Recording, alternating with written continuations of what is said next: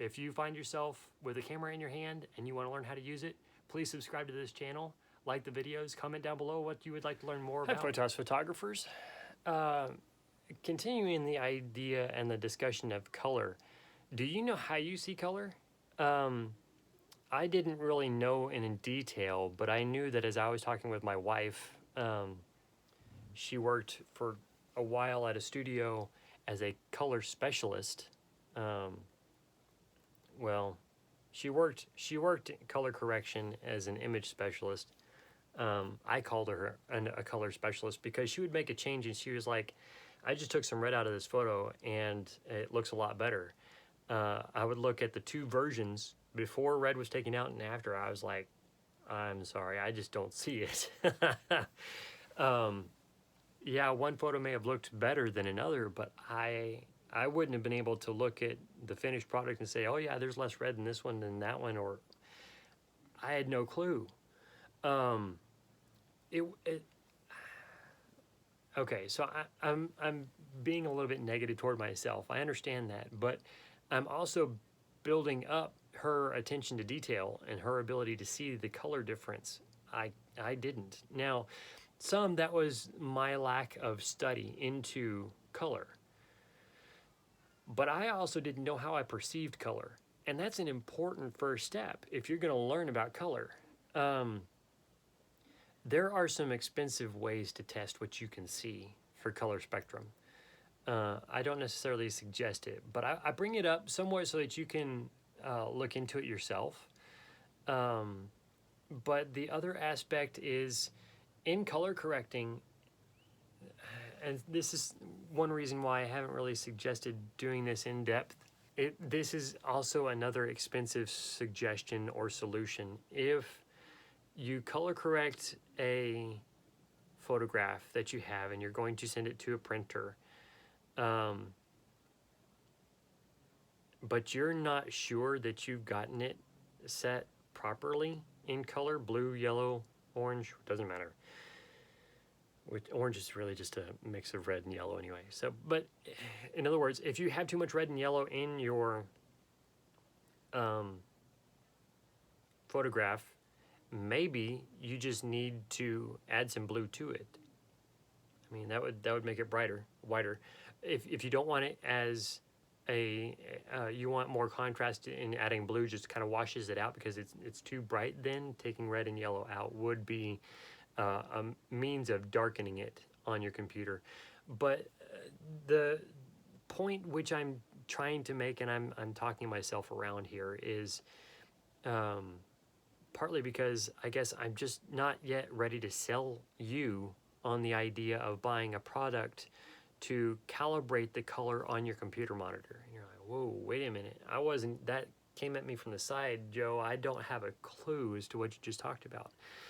What is possible is your video card in your computer puts out the signals to your screen to be able to align the pixels and the color quality of each specific pixel to a specific color.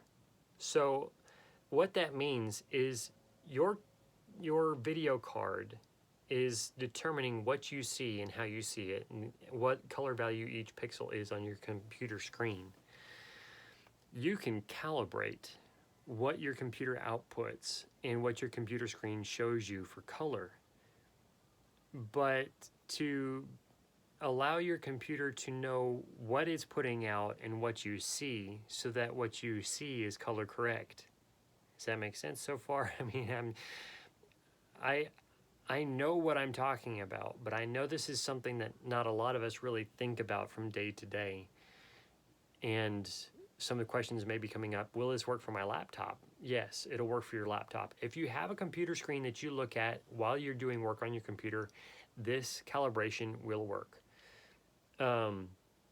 Calibration on Amazon packages will range, I think, from anywhere like maybe as low as $60, $65, but really I think it's $75 is probably the lowest, on up to $180, $200. When you get it, if it works for your operating system, Mac or Windows OS, you should be able to continue using it as long as the software of that color calibrator is updated and supported for your operating system. The other aspect within it is you don't have to color correct or calibrate your screen if your photos are set to a good white balance. Does that make sense? We were talking about that in previous videos, and all you really need to have is make sure it's a clean white printer paper and make sure that nothing is being seen through it, but that your that printer paper is set to the major light source and getting all the other incidental light sources in the area where you will be shooting.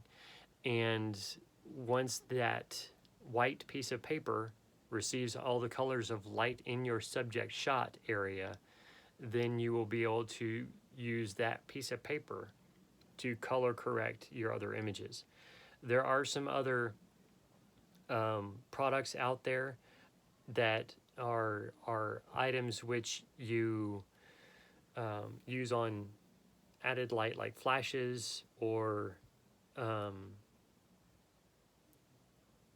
added light like strobes, that you could put over the lens of your camera and put your camera out where your subject will be pointed back toward your lights, and actuate your shutter so that the added light strobes and everything else, or the ambient light from the sun or anything else that you have throwing colored light back in the direction of your subject, will be able to pick up the coloration.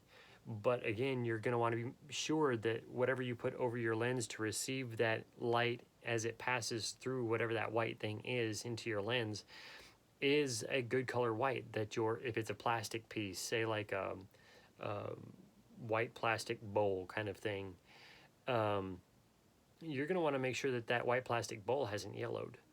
Otherwise, it's going to take out a lot of yellow to make it a white, and then your images are going to perhaps look a little bit too cold and blue.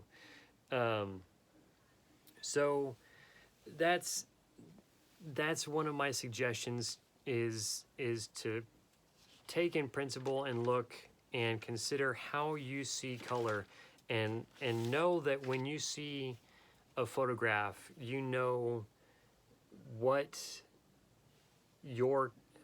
let's say your color bias is, and that will help you also get your photographs to the end product that you really had envisioned of the end of your project anyway.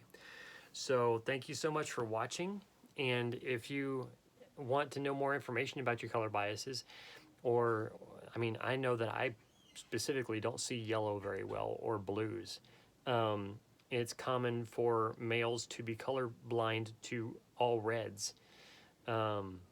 So if you know what you see, or maybe you don't know what you see, then knowing our abilities and our strengths, where we're weaker, is a good help for us to be able to know what we need to add or take away, and what we shouldn't push so hard in our post-processing systems. So thank you so much for watching. If you're not yet a subscriber, we would love to have your subscription.